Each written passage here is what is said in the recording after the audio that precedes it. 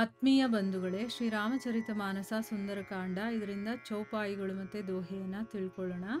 ಕಿ ಭಯಿ ಭೇಂಟ್ ಕಿ ಫಿರಿ ಗಯೆ ಶ್ರವಣ ಸುಜಸು ಸುನಿ ಮೋರ್ ಕಹಸಿ ನ ರಿಪು ದಲ ತೇಜ್ ಬಲ್ ಬಹುತ್ ಚಕಿತ್ ಚಿತ್ ತೋರ್ ನಾಥ್ ಕೃಪಾ ಕರಿ पूछे हूँ जैसे मानहु कहाँ क्रोध तजी तैसे मिला जाई जब अनुज तुम्हारा जात ही राम तिलक ते ही सारा रावण दूत हम ही सुनी काना कपिन्ह बांधी दीन है दुख नाना श्रवण नासिका काटे लागे राम सपथ दीन है हम त्यागे पूछे हूँ नाथ राम कटकाई बदन कोटि सत बरनी न जाई नाना बरन भालू कपिधारी बिकटानन विशाल भयकारी जेहि पुर दहेवु हतेवु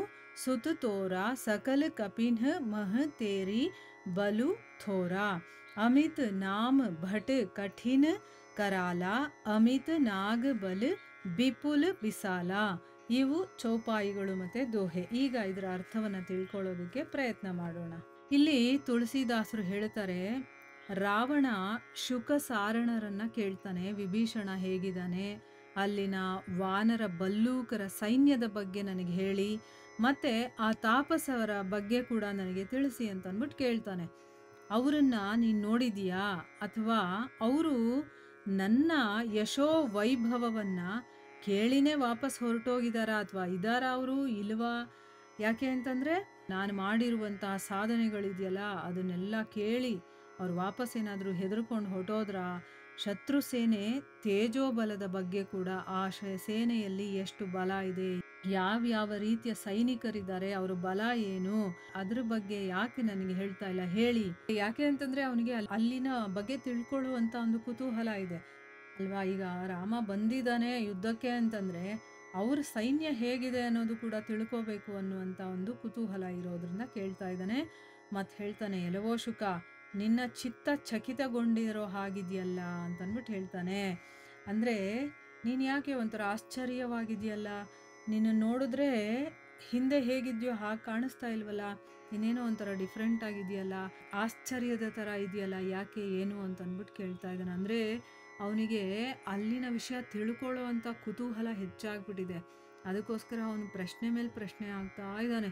ಆಗ ದೂತ ಹೇಳ್ತಾನೆ, ಒಡೆಯ, ನೀವು ಕೃಪೆ ಮಾಡಿ ಪ್ರಶ್ನೆಗಳನ್ನೆಲ್ಲ ಎಷ್ಟು ಸಮಾಧಾನವಾಗಿ ಕೇಳಿದ್ರೋ ಅದೇ ರೀತಿ ನಾನು ಹೇಳುವಂತಹ ವಿಷಯವನ್ನೂ ಕೂಡ ಸ್ವಲ್ಪನೂ ಕೋಪಿಸ್ಕೊಳ್ಳದೆ ಕೇಳಿಸ್ಕೊಳ್ಳಿ.